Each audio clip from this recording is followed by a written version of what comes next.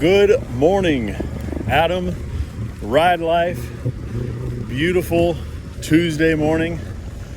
I got a question for you. When was the last time you did something for the last time? Sometimes we know this is going to be the last time I do this. High school is a good example.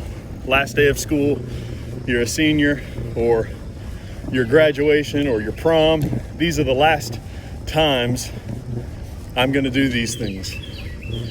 Do we want to repeat them? At least for me, no. But we know this is the last time I'm going to do it. There are some things that we don't know.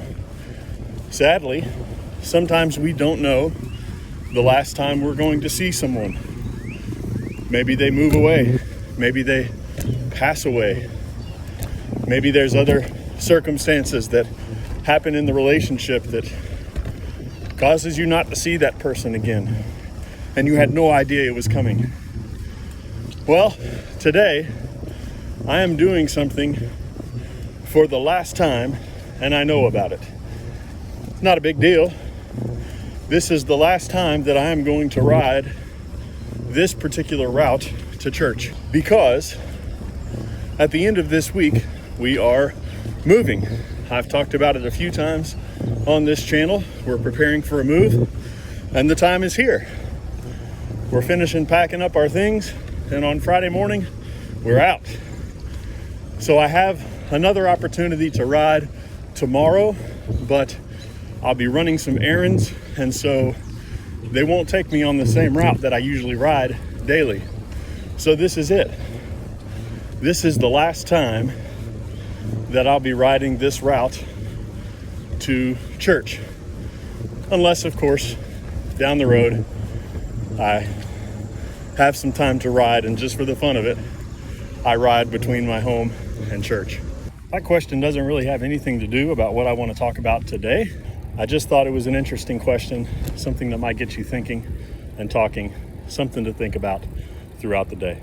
So, my time with the Lord this morning brought me to Psalm 27, and I was praying and reading through Psalm 27, and I did get through the whole thing, but it was the first 3 verses that really made me pause and think.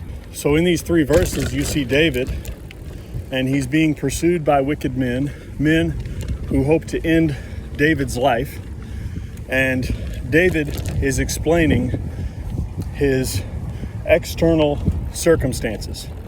Men are closing in all around me. Wicked men who want to take my life and end me.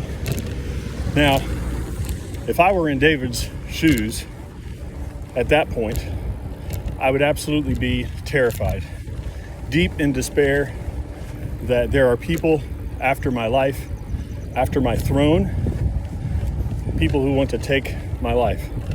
But David doesn't respond that way. Instead, he begins to preach to himself the truth of who he knows God is.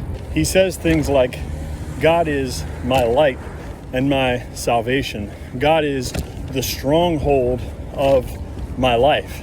Because he is preaching those things to himself, and he is reciting those truths of God's character to himself, he is able to say, therefore, whom have I to fear? Who do I have to fear, knowing that the Lord is my light and my salvation? The Lord is the stronghold of my life. Where our heart response, if we were in David's situation, would be despair and fear and desperation, David's response, because he knows the truth of God's character, he knows who he is my heart is at ease. Whom have I to fear? And so there's an example that we can follow there. We all have external circumstances that press hard down upon us. Things that cause us fear and anxiety in our jobs and in our relationships. Things that cause us confusion and heartache and hurt, all of these external situations that happen outside of ourselves that we can't control. And surely those bring opportunities to be tempted to slip into fear and despair and anxiety. But what David does here is what we should all aim to do, is simply bring the truth of God's word to our situation, or rather bring our situation to the truth of God's word. That if God is our light and our salvation, if God is the stronghold of our life, then who do we have to fear? This week, I've had some issues with this. I've had a week that has been filled with some anxiety and uncertainty. I have to confess, I've not always handled it well. I have feared many other things other than the Lord. But this passage and many passages like it call us to call on the truth of God's word. Let it inform our heart's response to uncertainty and to pain and difficulty in our lives. Because when we understand right things about God, our hearts respond in right ways. And so there's my challenge to you today.